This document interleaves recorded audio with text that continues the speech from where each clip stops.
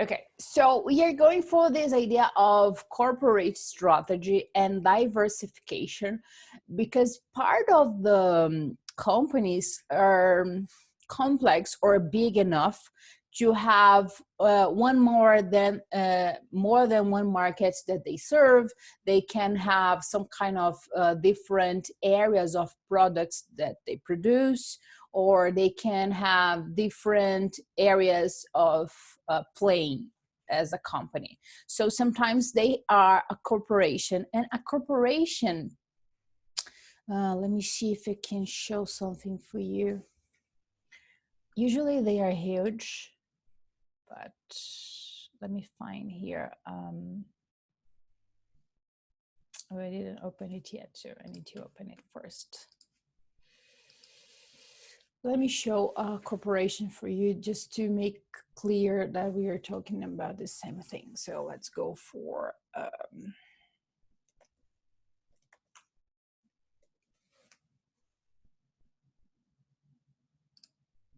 let me see if I have something here.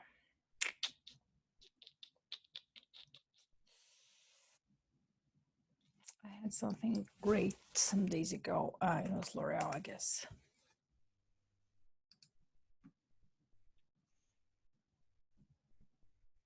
Yeah, I think this you can see in here.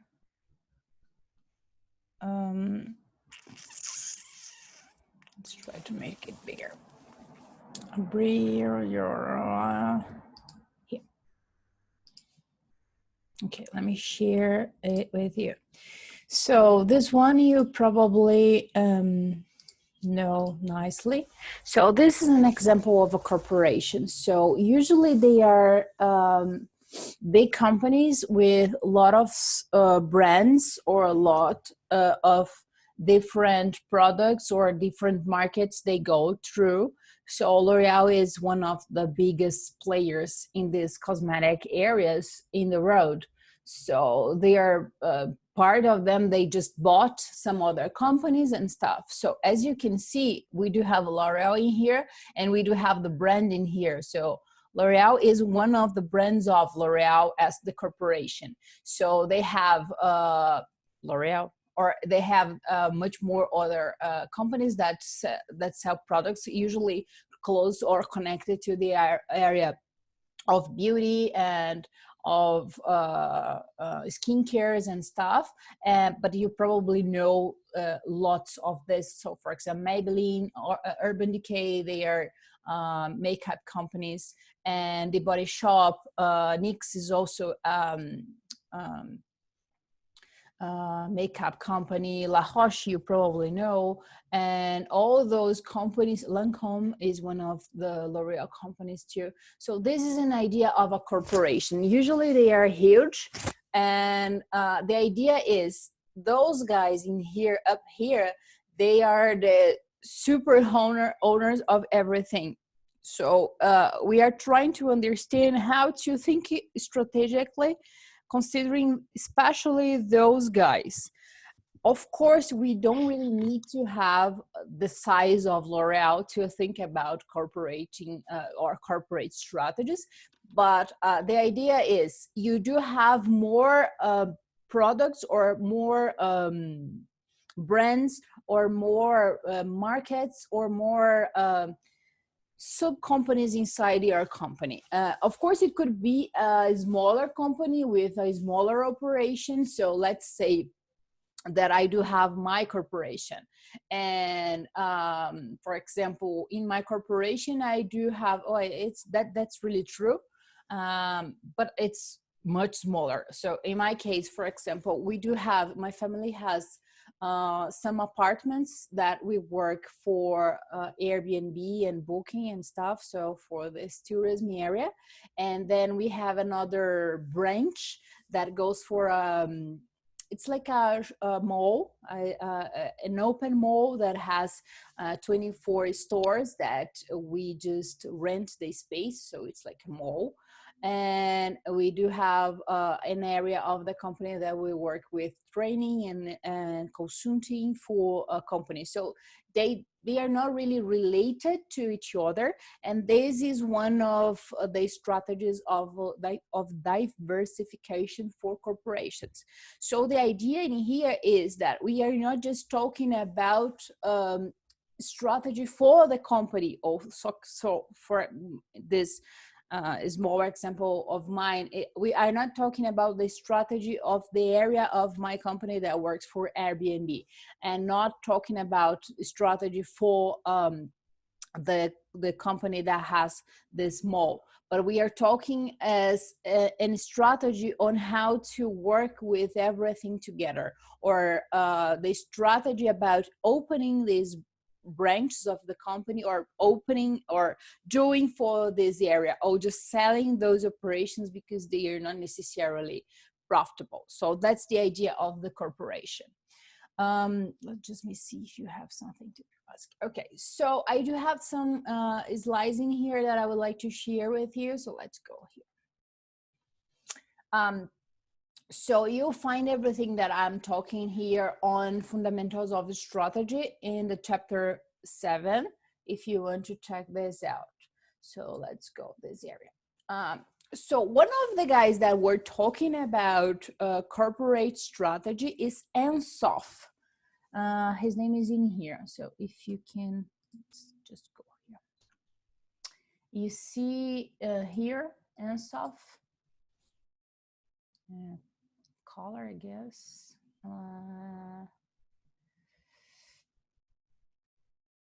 Green. Here.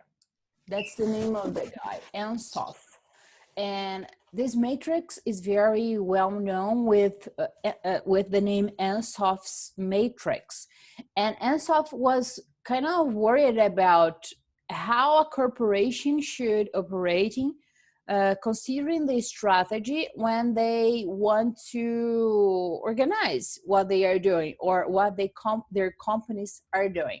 So he's proposing this matrix, talking about the idea that you should at some point or have some strategy considering market penetration, or you should try new products and service, or you should try some market development, or you should think about conglomerate diversification. The idea in here is, let me open here so I can go together with the book. The idea in here is that you have the market, you already have a market that can be something that you already have, or something that you consider that you could go through. And you have products in here, so sometimes you have some products that you already have, or services, and or you think about new products that you should use for your company, for this strategy you are thinking about. So Ansoff matrix is very concerned about a market strategy, some way of thinking about new customers, or thinking about getting stronger in the market where they are. So Ansoff is very concerned about the strategy considering the market, or the market where they are playing. So in here, in this matrix, in this first area that you have market penetration, that they are calling A in here, is that you already have a market and you already have a product. But what you are trying to do is kind of trying to consolidate what you have. So the idea in here is, well, I do have clients that are already buying my stuff, and I do have a product, and those guys are already buying those specific products. But the idea is, I want to make it more solid. I would like to make it work better in this sense. So the idea of market penetration is working where you already are. Of course, we do have some kind of problems considering market penetration that would be interesting to think about. That would be here. why we are okay, let me go further and then I go back to diversification. So let's go.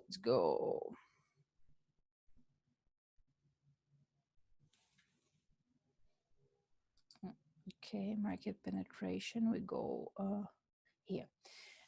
So this idea is, yeah, you're keeping your product and you have already some kind of market that you are using. And basically, and then you see that he's calling the idea of Barney here and the idea of strategic capabilities. So it's like, well, I do have some specific capabilities that I would like to use better. So how I can do this in this specific market I already have. Yes, the PowerPoint is not there yet. Amandini, if you want, I can just upload it for you. What I have there already is, just a minute. I do have, let's go there. So I'll just upload it for you. I do have there the book. If you wish to check the book, it's already there. So let's go for it.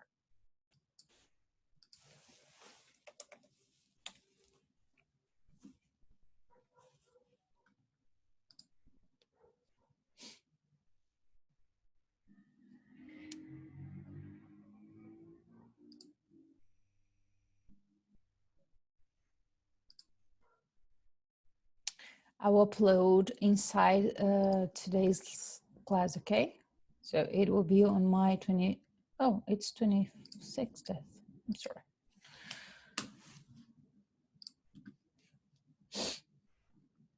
So let's go.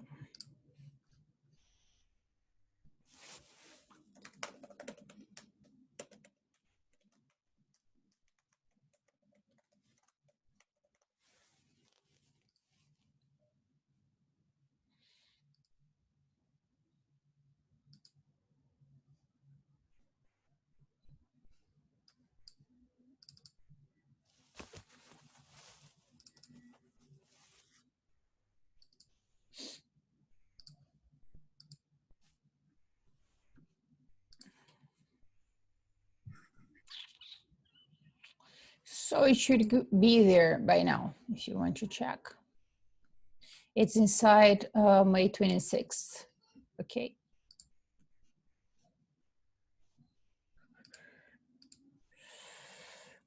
You're welcome.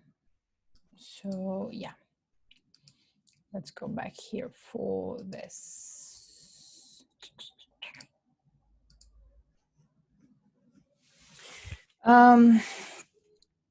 So the idea is, in here, the guys that are working with this strategy or the idea of the market penetration are not really creating something new. They already have the product. It changes something that they didn't want, but okay. Okay. And they want to try to make it better inside the place that they are already playing, but so they are trying to get bigger or to get stronger in there. And what is interesting in here is that it provides, it tends to provide some kind of economy of scale, because you are producing more and then you tend to have less cost, and you tend to have an organization and a structure that gives you some support to this better selling without making it cost more than it already does. And so this is something that of course the corporations use a lot. And if you think about your idea there of the cell phone sales that you had in that game of Cezin game, you had some kind of a strategy like market penetration for your company there, because you were trying to, when you started selling in Europe and then you started selling in Asia, some of you were like thinking about some kind of market penetration, for example, for Asia, saying, well, I do need to improve what I'm doing in this specific market because I already sell here and I think that I can sell it better, or I can make it more solid in here. So you had some kind of strategy considering market penetration. We have, of course, some problems that you need to consider when you're thinking about market penetration. The first thing is the retaliation from the competitors. So think about the idea of Porter yet, that you have that 5 forces and the rivalry is there. So you are playing against another company that is playing with you. And then when you try to penetrate that specific market, the other guys or the other companies that are playing the same place sometimes will have some kind of retaliation against you, trying to keep your market share the way it is, so they can have this price wars. And I think you remember when we were talking about the idea of buy one get two, or buy two and get free. This is some kind of sometimes some kind of retaliation in order to keep the clients fulfilled with the product of the competitor, and trying to avoid the market penetration of the other companies. So retaliation is something that you should consider. Legal constraints, so it's something that you need to consider if you have some kind of rules and stuff telling that you are not supposed, or you could not do some kind of stuff on your market, considering the competitors and stuff. And of course, you can have some kind of economic constraints, but it's kind of true for all the companies that are playing somehow. So that's the idea of the market penetration that we have in here. And for some reason, we have diversification first in here. So let's try to make the idea in here of the diversification. So the idea of the diversification is that you are trying to increase the range of the products or the services in the market that you already are. So the idea is, well, how can I just produce something different, or I try to be in a place that I were not before? And how can I do this considering the company that I already have? Some of the diversifications can be related diversification or unrelated, and they sometimes call this conglomerate diversification. So the related diversification is when you have some products in the same area, in the same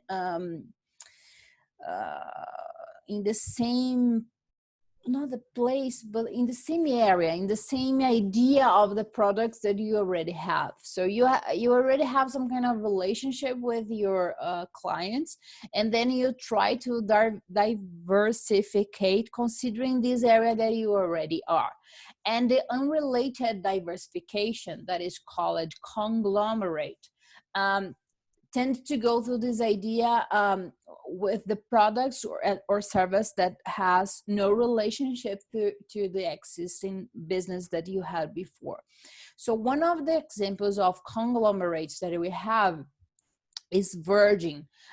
They started with music, CDs and stuff, and somehow they stopped in the flight as a flight company. So this is some example of conglomerate diversification.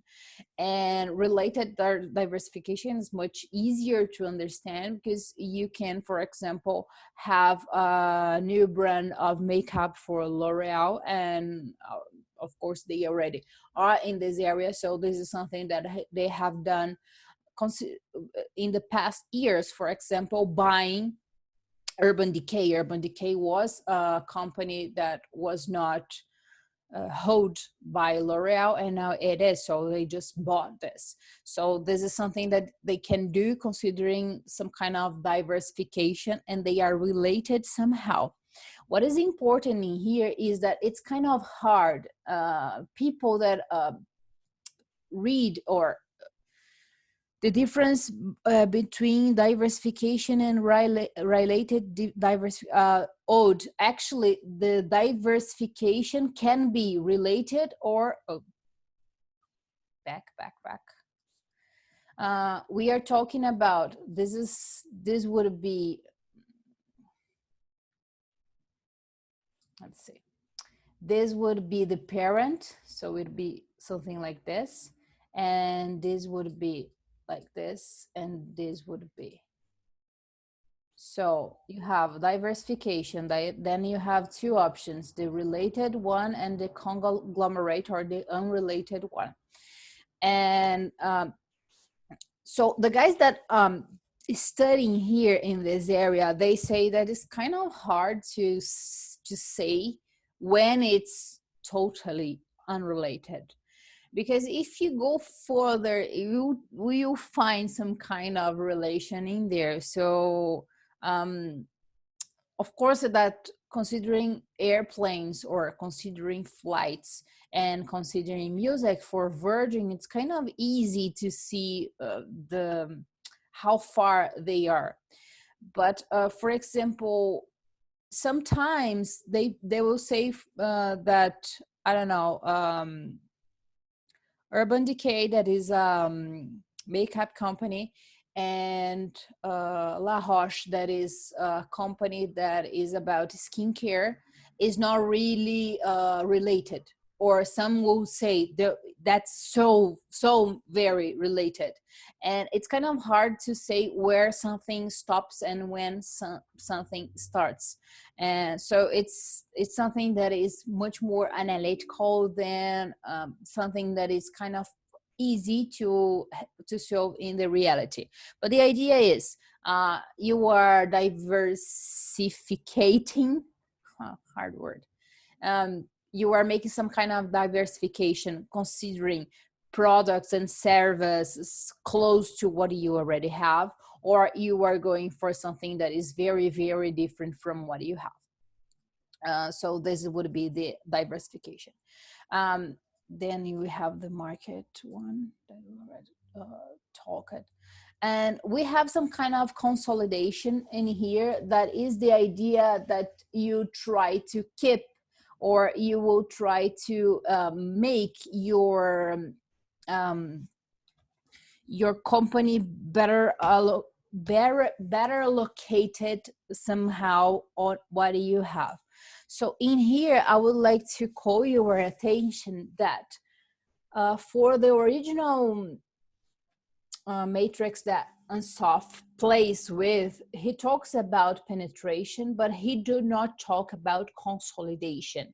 And people that came later told that maybe it would be interesting to talk about consolidation in here. I'm sorry, because my keyboard is not working nicely, so I'll just... So it is yet existing market with existing products and services, and then you would try to make your clients more loyal to your company, to your brand, to your products and stuff. So you were not really trying to penetrate that market, but try to consolidate this market. So this consolidation area is here inside this part of the matrix. So let's go in here back. So you have this option of trying to consolidate what you already have in this specific market that you already have too. So this would be the consolidation. Then you have the idea of the product development. Let's go further in here. So the product development would be new products in an existing market. So let's go back in here. So would be this area, this B area in here. So you are in a market that already exists, but you are trying to think about a new product for the same market where you already are. So this is something that is in a strategy of corporation strategy, true, and it's about market again. So it's like, well, I do have some clients, I do have a market that is very interesting for me, so I'll think about some product development. So they are trying to modify or to show or to propose new products for the clients that they already have. So it's something when you remember about that Sazin game that you had to, you were like, okay, let's go for a new cell phone because we have seen that they prefer different batteries, they prefer different sizes, they prefer different something. So it's something that the companies are always doing, keeping the products that they have, but they are always trying to go for some kind of product development, especially those companies that work in this area, like L'Oreal, for example. They are always, always, always putting new products in the market. But if you go to a pharmacy now, for example, you see some products of them that are there forever. They have some kind of lipsticks that are, they are pretty much the same forever. So it's very consolidated there, but they are always putting new products in the shelves again. So it's something that especially those companies that work in this area that is more fashion areas, they are always doing this kind of stuff. So you can have some kind of related diversification considering the products. So you are producing new products or modifying the products considering what you already have. So they are related to each other.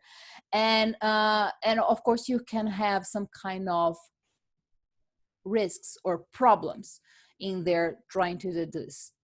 It can be expensive and it can have a huge risk. Why it would have some kind of risk?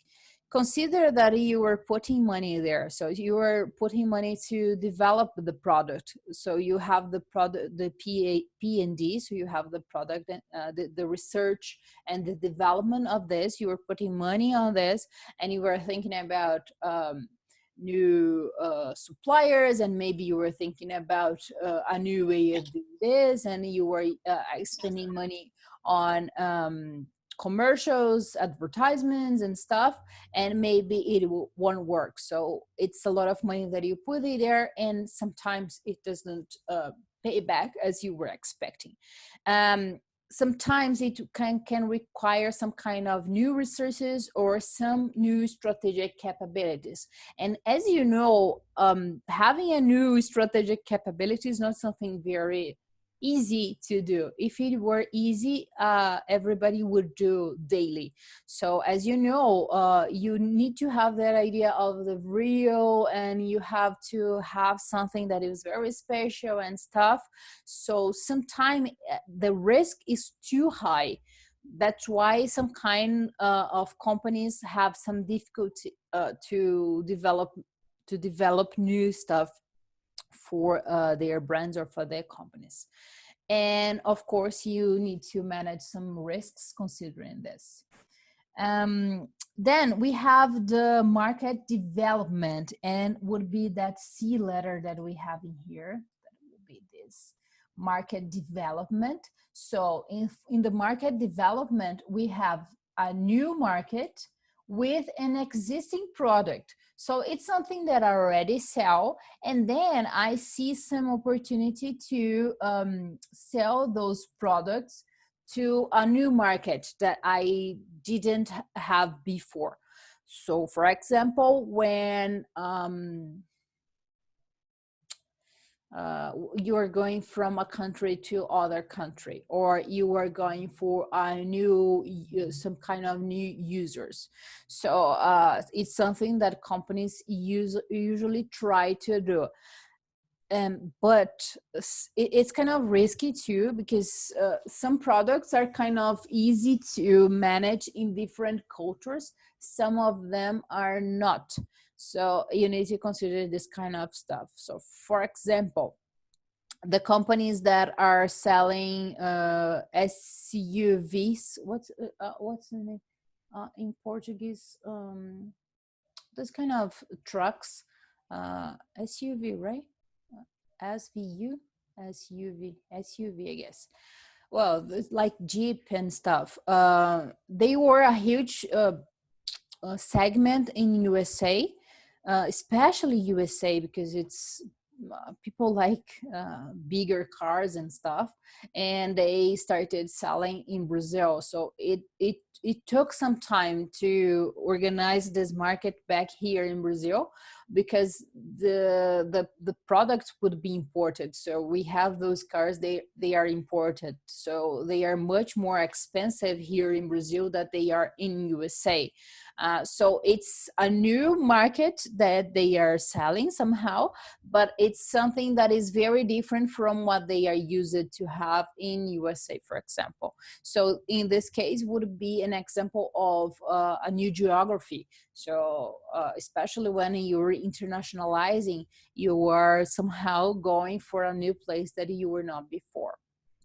And for sure, you need to think about the strategic capabilities. Sometimes you need to approach the market in a different way, and sometimes you need to develop some kind of capabilities that you didn't have before. So this is somehow costly too, so you need to think about this. And you need to think about the market. So thinking about the critical success factors that you would have in that market that you were going to operate. So those idea of making passive analysis, making the analysis of the scenarios, trying to understand the key drivers for change and everything that you would to a new market for a place that you were going to. This is the idea that you should consider in here, because you're going to a different place that you didn't have before. And then we have the idea of the unrelated diversification that we were talking about before, that you were trying to have new products and for new markets. So in here, let's go back. We are talking about this area in here. In your book, it's called just diversification. Here on the slides, they already talk about conglomerate diversifications.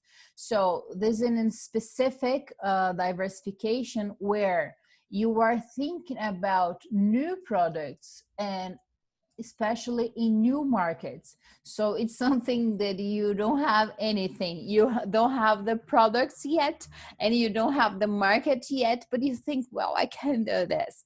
So usually the companies try to buy other companies that are already there in order to take the reputation and to take something that the company that are there already knows something. So you can probably buy something that it's kind of away from what you have, but somehow you think that market or that product will be interesting for you.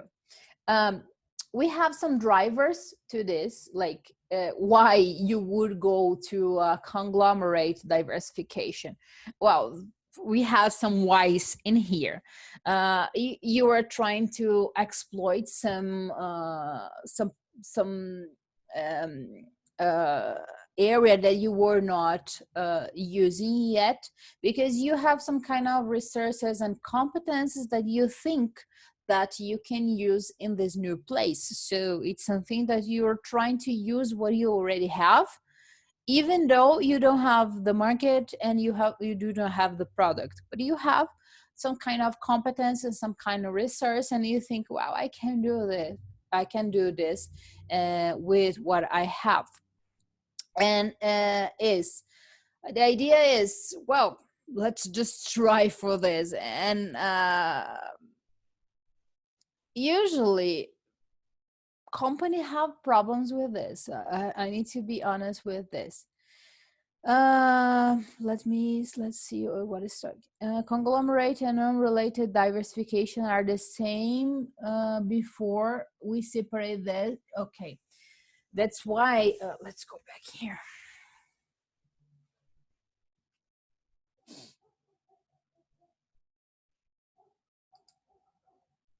Yeah.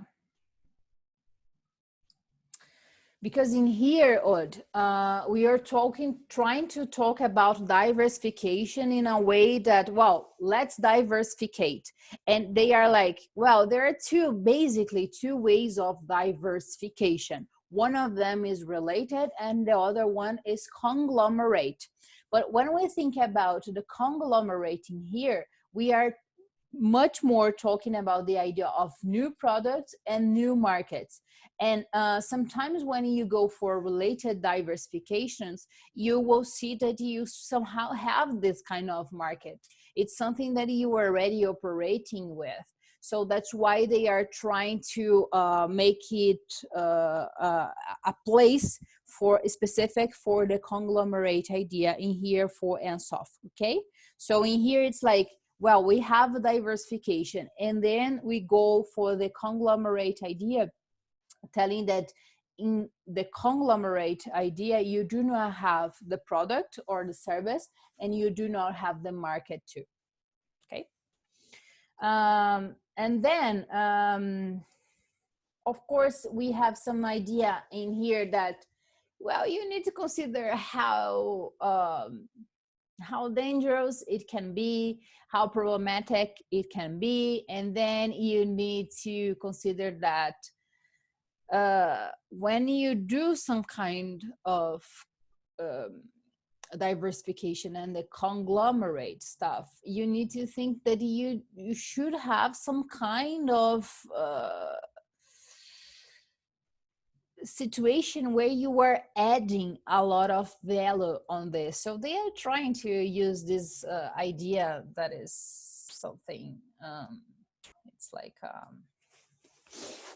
things that people used to say, like, oh, when two plus two is 5, not 4.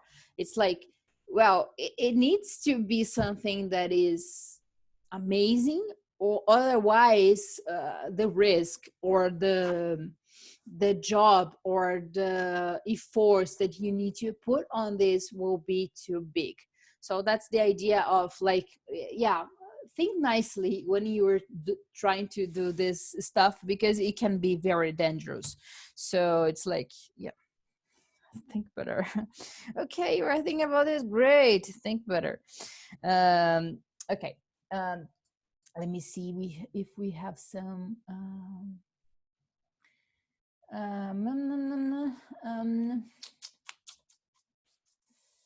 and they are talking about negative synergies in here, like, well, we have some problems that are not really, let's go for a new market, let's make it better and stuff.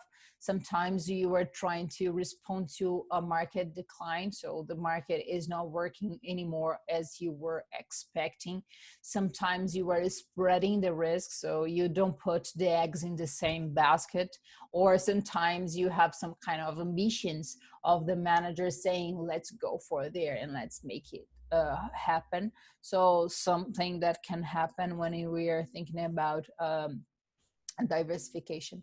And this is something that you have seen before, and I hope you remember this somehow. When we were talking about the 5 forces for Porter, we talked about backward integration and forward integration. So it comes into play again. Talking about the idea of sometimes you are trying to diversificate, and then you have some ways to do this. So this vertical integration is that you can go backward integrating, backward, or forward integrating. And you already know this. So this they are calling vertical integration. I'm sorry. So again, Ud, this would be like this, and then you would have two kind of vertical integrations. So it would be the backward integration and the forward integration, okay? So the vertical integration is, well, I'm going for the idea of using or being my supplier, or being my client somehow. So the backward and forward integration that we have talked before, it comes into play here again. And then you have the idea of the horizontal integration too, that somehow is not written in here, but the idea is the horizontal, where is my mouse? The horizontal integration that you have in here is some kind of integration too. So it's diversification, because, for example, you are a car manufacturer, and then you try to go for a bus manufacturer and a truck manufacturer, for example. And the vertical integration would be, well, I am a car manufacturer, so I will try to be the car retailer. So I'll sell those cars. So this will be the forward integration. You go the place where your clients would be. Back, forward, forward. And the backward integration is when you were producing the components of those cars in order to supply yourself. So that's the idea in here of the supplier and the buyer that you had there in Porter's idea of, and if you remember there, you have the idea of the forces of Porter. So you already know this, so it will be easy for you to understand, right? Another idea that you can use is outsourcing, is when you think like this, well, I don't need to produce this internally. I can use some kind of external supplier to do this for me. So that's the name of the thing, is outsourcing. So for example, I am producing mugs, like this mug of mine. So I am producing these mugs, and then I print this myself. I print this, and then I think, well, the costs of printing this for me, it's kind of high, because I need to keep the employees, and then I need to think about buying the tints, and then I need to think about how good it would be done, and then I need to have a line inside my company that is making this and stuff. So I'll stop doing this. I'll just outsource this. So I'll just send my mugs, the white mugs, for this another company, and they will print it for me. So you can do this, and you can think about things that will be part of specific your business, or somehow you can go for things that are not really the core competencies or the core of your company. For example, in here they are talking about the call centers. They are not necessarily part of your core business, so you just can keep this outside your place. So this is something that you can do too, is some kind of way of corporate strategies.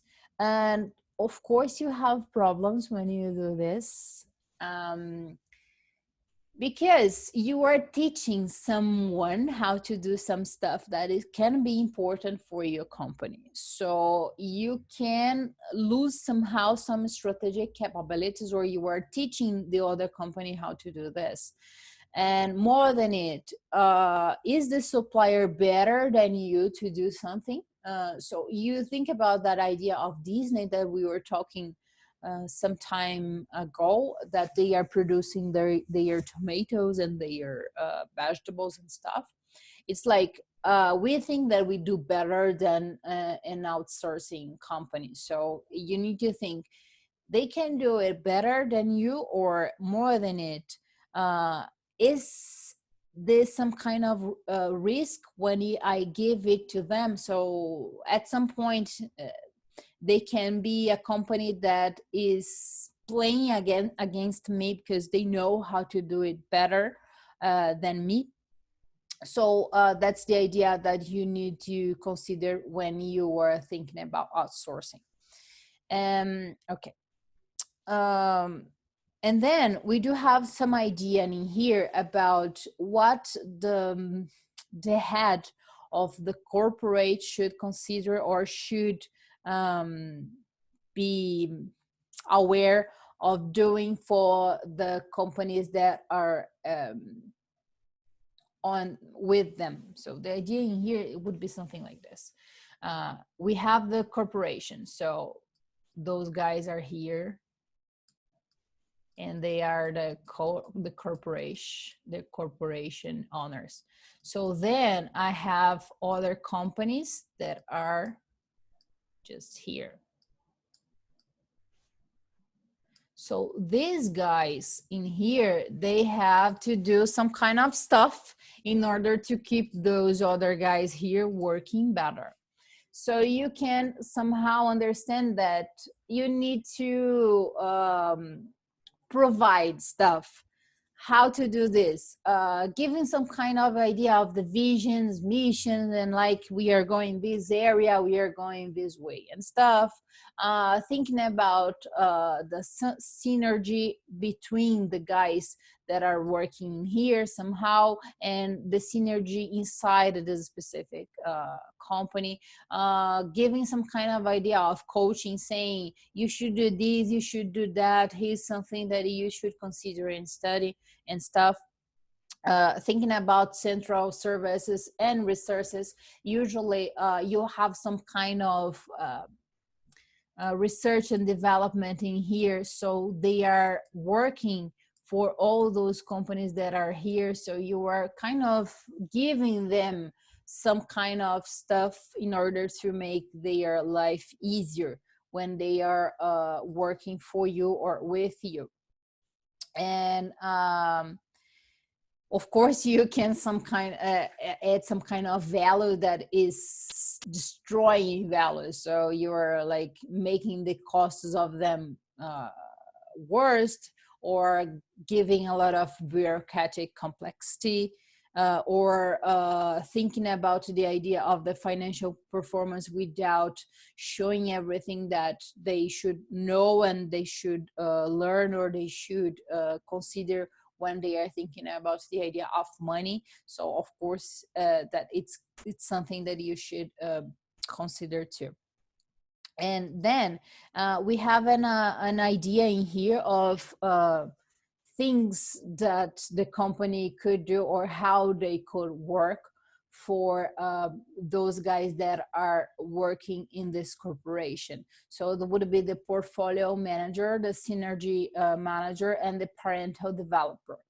As you can see in here in this portfolio manager, those guys are here just providing stuff for the guys that are here. So it's something down from here to here.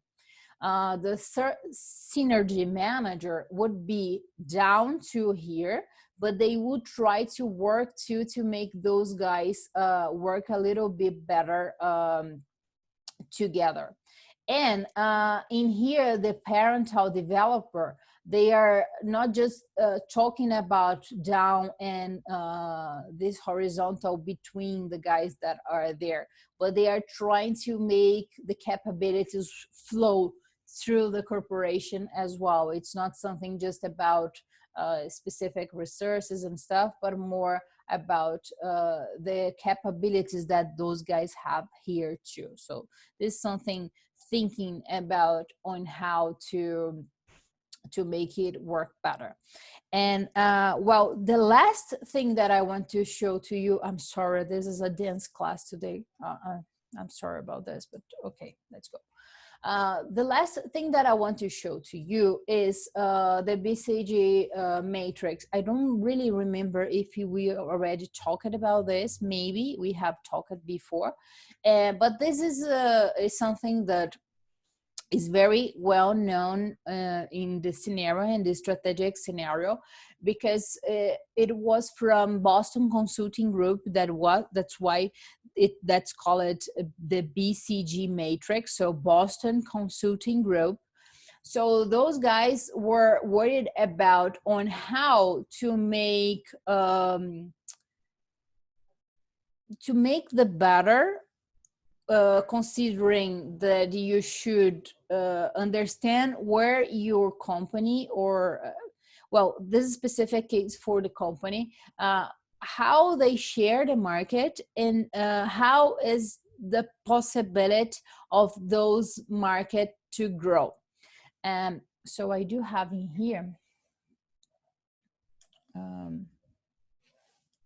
let me open the other one that is more cute, so it's nicer to see. Let me find it.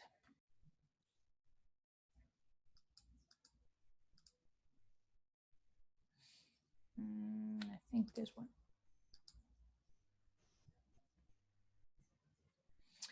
So the Boston Consulting Group is much worried about the market position here of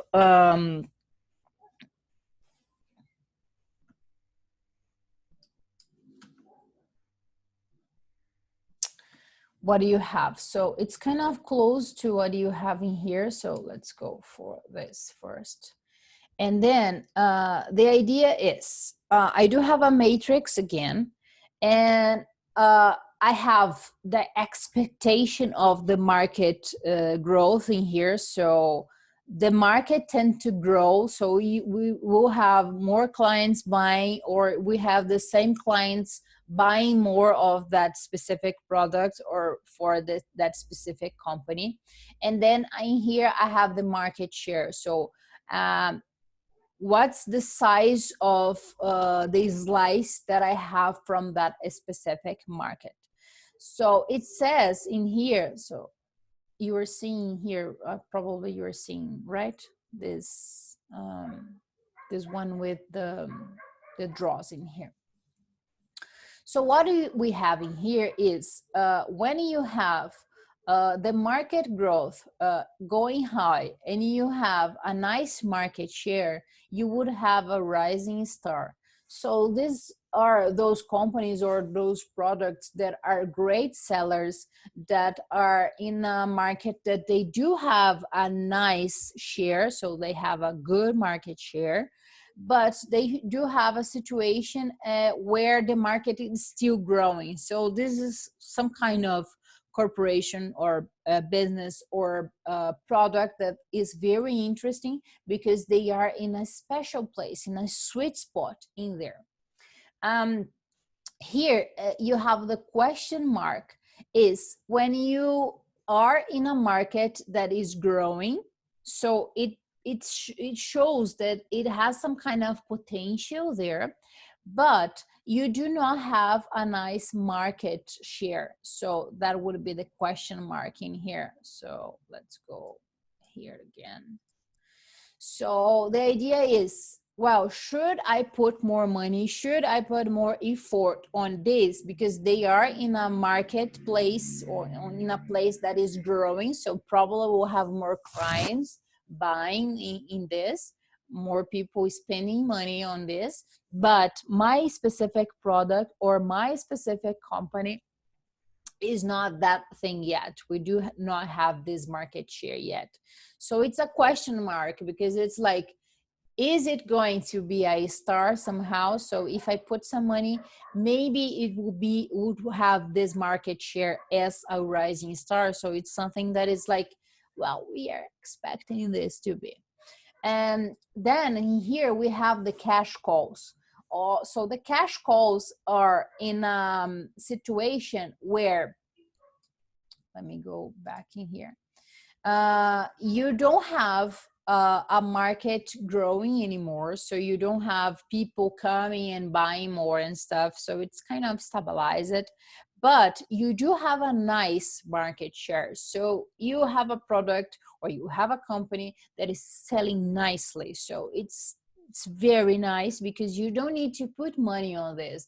The market is already yours, but you don't have the perspective of making it bigger or making it work bigger. So the idea in here is that you have the cash call. So you don't have to use a lot of money here. You just need to keep your market share there. You are making good money on this, but you don't have the expectation of making it bigger or selling more than you already have.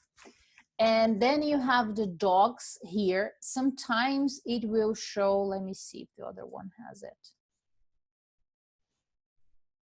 Sometimes it shows as the problematic child, a problem child. Sometimes it shows like this.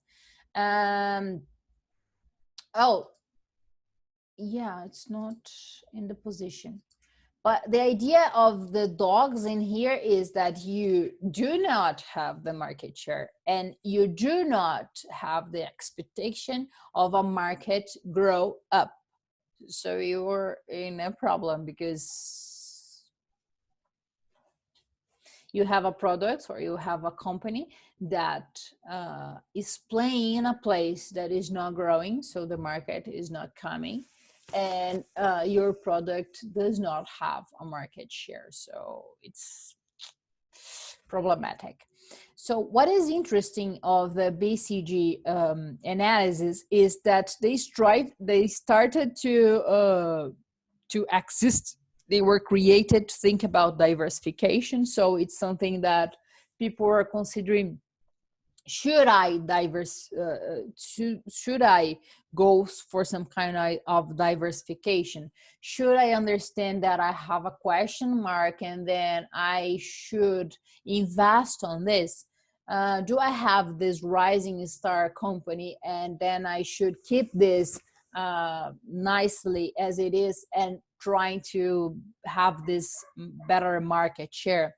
Do I have a cash call that is something that I do have this market share well consolidate, but I somehow do not see this market growing anymore? So this is an analysis for organizations, for the idea of the corporation thinking about diversification or not.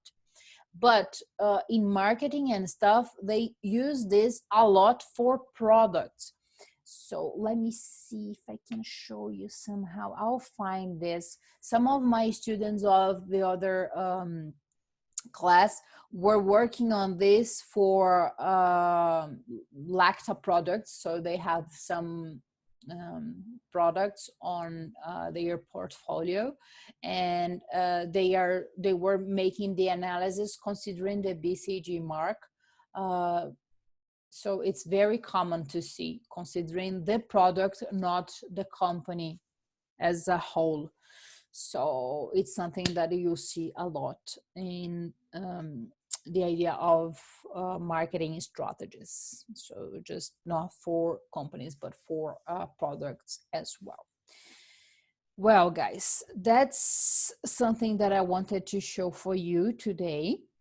And then I would like to share with you something that will, it's just a small stuff to understand or to apply a little better the idea of Ansoff. So I'll just upload it for you. Just give me like a minute.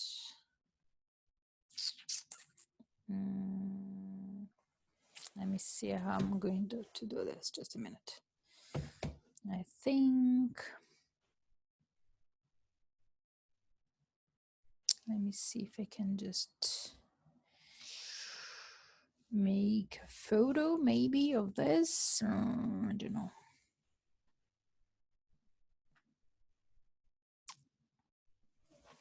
Let's try to open it in here.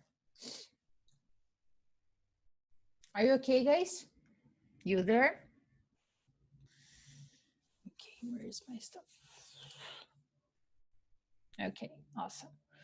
So it would be, No cases, no, it would be, where is this book? Fundamentals of Strategy, where are you? Well, it is inside the book, but I'll just take this, like part of this, to make your life easier to find some stuff.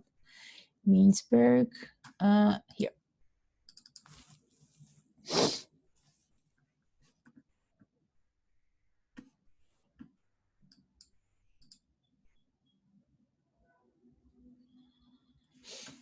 Let me stop this recording for now.